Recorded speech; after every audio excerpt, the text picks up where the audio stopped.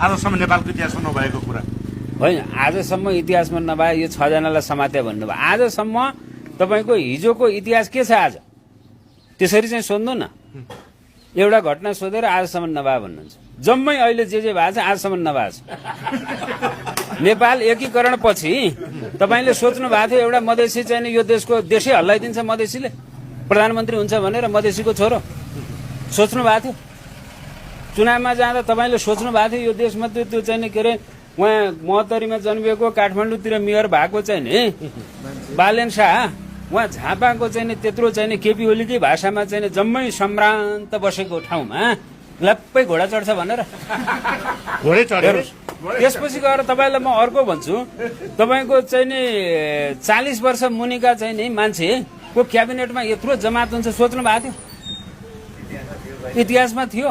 25 वर्ष उमेर भर्खर पुगेका मान्छे कतिजना संसदमा छन् सोच्नु भएको थियो?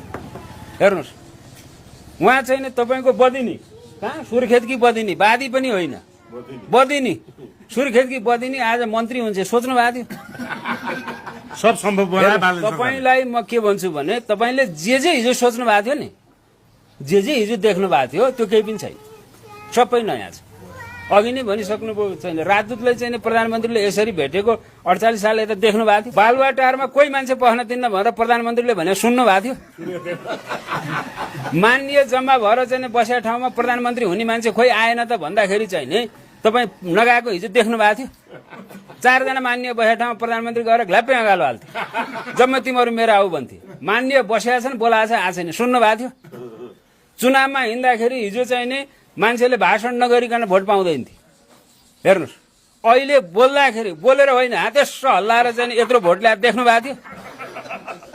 माला लाउँदाखेरि तपाईँको माला थापेर जम्मै आँखा छोपिसक्यो अझै यसो गरेर हिँडिरहेको देख्नु भएको थियो? माला फुत्तै चाहिँ फालिदिएको देख्नु भएको थियो? मान्य चाहिँ नि तपाईँको लगेर गएपछि प्रधानमन्त्री हुने मान्छेले यसो अँगालो मार्थ्यो र सिडिओ र एसपीलाई के भन्थ्यो, मेरो मान्छे है के हो कसो हो तपाईँले सहयोग गर्नु भन्थ्यो। उहाँ मान्य चाहिँ के अरे प्रधानमन्त्री हुने मान्छे छ, भेटिया छैन, उसको गाडी त चढ्न परै जाओस्, जम्मै धुलोले पुरिएर चाहिँ देखा उम्मेदवार देख्नु भएको थियो? तपाईँले हिजो केही नदेखा चिज देख्नु भएको छ, अहिले आज देख्नु भएको छ। त्यसकारण चाहिँ यो के हो भनेर एउटा घटना मलाई नसोध्नुहोस्।